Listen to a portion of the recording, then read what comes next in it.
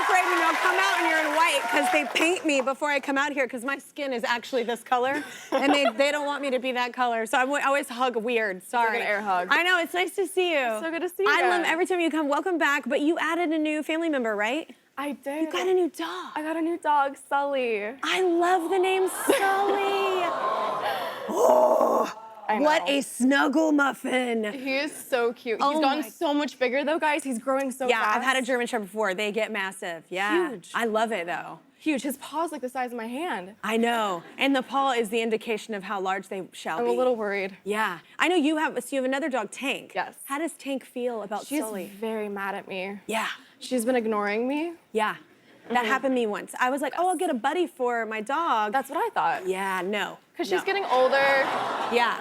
She's getting older. She's like 10 and a half now. Yeah. So I was like, maybe if I get a puppy, it'll liven her up a little bit. No. No, she feels replaced. Yeah. No, she's very mad. Yeah, mine got very mad. But I was like, I did this for you. Yeah, But anyway, speaking of animals, you did something else I love. You went on a safari in March. I did. Yeah, I love safaris. It was my first time. I took my girlfriends and we just had a blast. It was crazy. Isn't it I didn't look like that at the safari.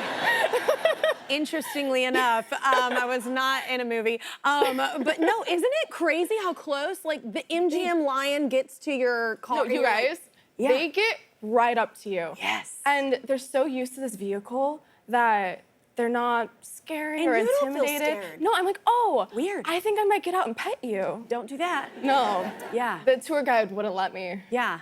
I love them. They're like a plethora of information too, not only in the animals, but ours was like really good at astrology as well. He kept telling us, it was just, they had so much, a wealth of information like while we were on the, I loved it so much. I really do think that the tour guides have some sort of like whistle or something to go on because there's something always happening around you. Yes, but I've been on 4 and they're all totally, I'm obsessed. And I it's really, I love it. It is, but you know what? Some good books and movies will get you there. But no, it is the most amazing thing because you see something different every time. But what's your like most magical thing you saw?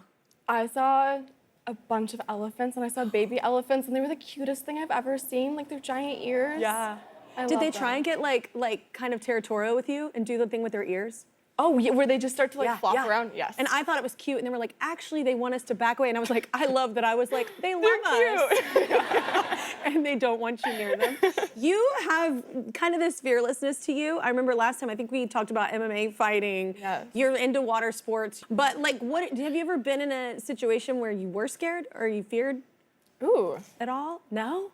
I mean, yeah, but that's why I do it all. Okay, so you gotta do have a little bit of fear and then okay. Like, do you cliff dive? Would you do that? No, sure, fine, okay. Yes, I do. See, I worry about finding the one pointy rock, you know? Well, no, the best thing to do, though, is to make sure you're going where all the locals are going. If the locals aren't jumping, you probably shouldn't jump. Yeah, I get that, yeah. I would do it after a ton of other guinea pigs went first. And then, I'm not about a maiden voyage. You can, like, swim down there and see if it's deep enough. For sure, I would do that, yeah. You just seem kind of fearless. I love that about you. Thank you. Another thing I think that is, your life, by the way, like, reading about you is like you're a movie character. It is. She's like valedictorian, she fixes cars, you're just like the hottest female ever.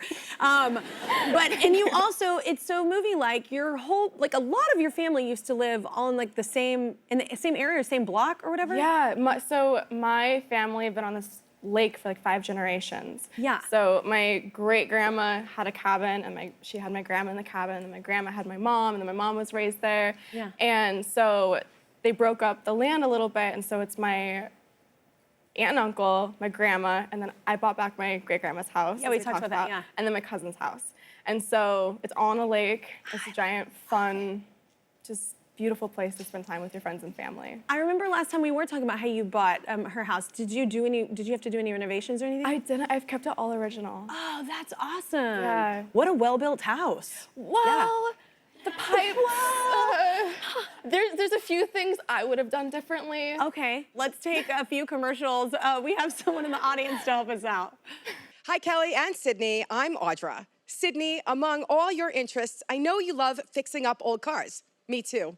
I own an auto repair shop in Flushing where we even teach what we call Women Auto Know workshops. We help others be as confident and knowledgeable about cars as we are and get a little hands-on grease. Don't go anywhere. Kelly has more with Sydney after this. We're back with Sydney Sweeney, and that was a look at her new movie, Echo Valley. TV Plus this Friday. Explain, this character is so intense, but explain the movie a bit for people.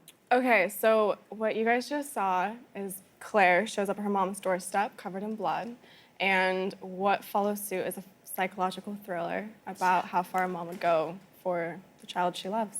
And how insane kids can be. That is also what you gather from it, just so you know.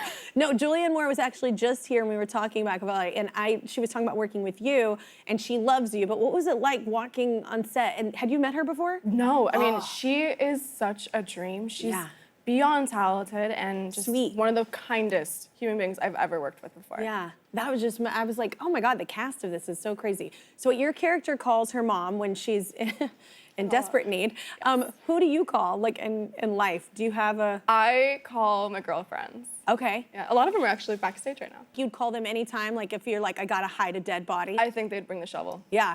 Yeah. I would for sure call my sister, and then one of my friends that is like a vault, Trisha. Yeah. She would never tell anyone. But then I kind of go, would you want to tell them? Because then you're gonna get them in trouble possibly. That's true. I don't know, what kind of friend are we? You know Well, no one's supposed to find out. I know, but I don't know, Dateline exists, right? Like, I don't know.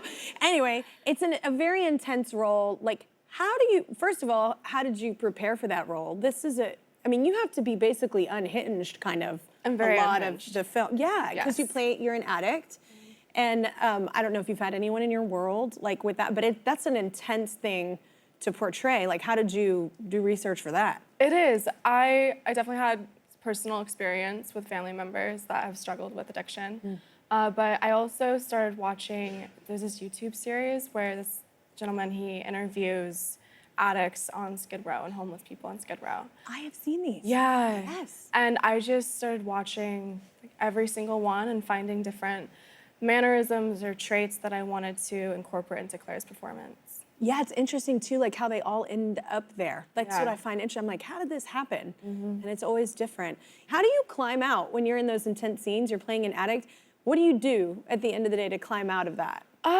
I'm really good at separating myself from my characters. Compartmentalization? Yeah, Oh. so I don't know if it's healthy or not, but for me it works. I don't know, I'm gonna unpack this in therapy later, but no, that's really good. Yeah, so it I'm seems able like to it would just drain kind me. of jump right out of it. And Yeah. Because I know when I'm on stage, it just depends. If I'm emotional about a song that I wrote even a decade ago, sometimes it'll hit me, I don't know, with what I'm going through, and then it's hard for me to like climb out yeah, sometimes. but that's so personal for you. Like for me, I'm you're- like the character is that's not true. me, so I'm able to jump out. But I think that if I put like my own experiences in it, Yeah. probably the same. That would be Oh, hard. that's true. Once again, you're an actor. Congratulations. I hear that do you create character books? I do. For each of your characters that you play? I That's do. amazing. Is there like a favorite one that you've created? I mean, I have two that I really love. Cassie from Euphoria. I mean, Yeah. it's the most extensive one because I've had her in my life for so long. Yeah. But Eden from Handmaid's Tale was super interesting because the character, she grew up in Gilead, so she didn't learn to read. So everything in her book is told by pictures, and there's no words.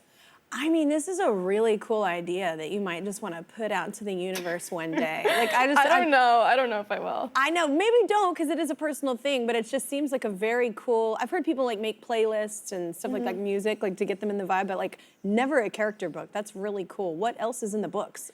It's kind of like a diary, journal, timeline Okay. of their entire lives from the day they're born to the first page of the script. That's a very cool idea. Thank you. So wait, I have to know how this happened. You were on a Tate McRae song. How did that happen? Did you know her? Like, I didn't. So I've been a huge fan of Yeah. her music. I think she's so beyond talented and she's so hot. Yeah. And Glenn actually connected me with her. He was like, hey, Tate wants me to connect you to. Can I give her your number? I said, yeah, sure.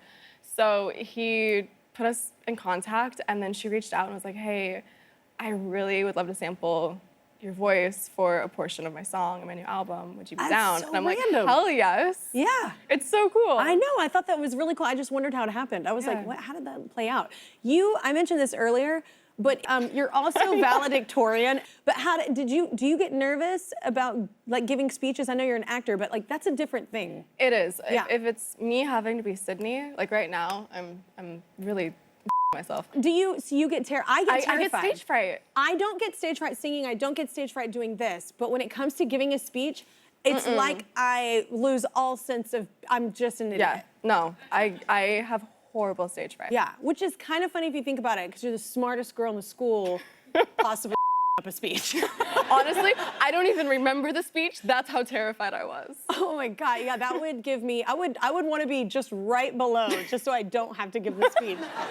Well, I love you. I love when you stop by. Congrats on Echo Valley. It's so good. Y'all have to check it out. We need another quick break. Echo Valley premieres globally on Apple TV Plus this Friday.